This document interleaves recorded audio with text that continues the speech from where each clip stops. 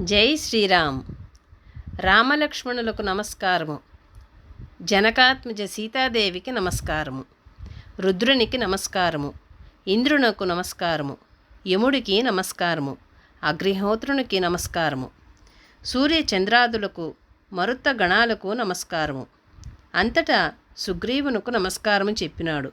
దశ దిశలు తేరిపార చూచినాడు. రాముడు లక్ష్మణుడు అంటే దైవము కాలము అని అర్థము. రోజు దైవానికి కాలానికి దండం పెట్టుకోవాలి. సీతాదేవి అంటే ప్రకృతికి రోజూ దండం పెట్టుకోవాలి. రుద్రునికి ఇంద్రునకు యముడికి దండం పెట్టుకోవాలి.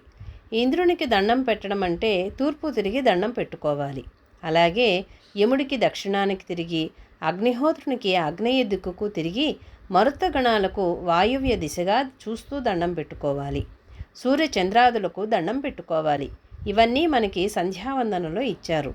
వీరందరికే కాక ఎవరైతే ఈ కార్యం మీద తనను నియమించారో అతనికి కూడా దండం పెట్టుకోవాలి.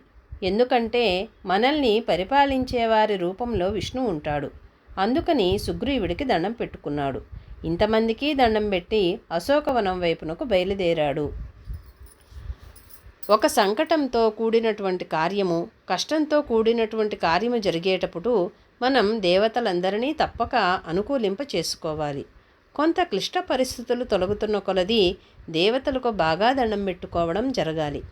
ఎందుకంటే దేవతల యొక్క సహకారం ఉన్నట్లయితే పని సానుకూలమవుతుంది. సద్గురువే ఆ విధంగా దేవతలను ఆరాధన చేస్తున్నప్పుడు మనం ఎంతటి వాళ్ళము? అందుచేత సద్గురువు దేవతారాధన కూడా నేర్పుతాడు. ఎందుకంటే దేవతారాధన బాగా నేర్చుకుంటే ఆ ఆరాధన కారణంగా అందులో ఉండే భక్తి శ్రద్ధలను అనుసరించి మనకు దేవతలు అనుకూలిస్తే మనము చేసే కార్యాలు సఫలమవుతాయి.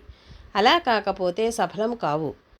హనుమంతుడు తాను జ్ఞానవంతుడైనప్పటికీ ఆత్మవంతుడైనప్పటికీ ఈ విధమైన ప్రవర్తన ప్రదర్శించాడు. కాబట్టి మనకు కూడా అదే మార్గదర్శకత్వము.